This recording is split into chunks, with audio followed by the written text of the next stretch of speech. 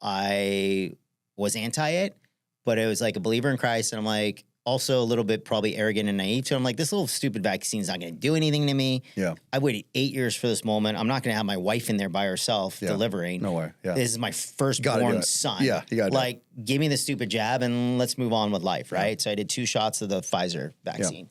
And then within months, I just was not feeling right. And it would come and go and all these different things.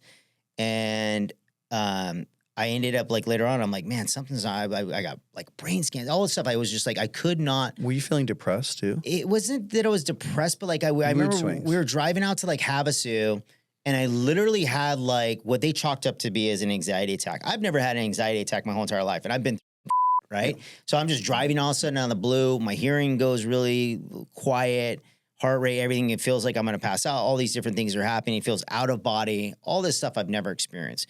I'm telling time like something's really wrong with me. I'm literally even thinking like life things that I haven't done yet, right? That's kind of like I'm having a stroke. Yeah. You're like, what is going on? And people sometimes will be like, well, that's a definition of an anxiety attack. You just, they're extreme, like whatever, maybe not. But so I go, they did like a brain test to make sure because they thought that I had a frontal, first like, oh, it sounds like you had a frontal lobal stroke or something. So they do brain scans, all stuff comes back normal.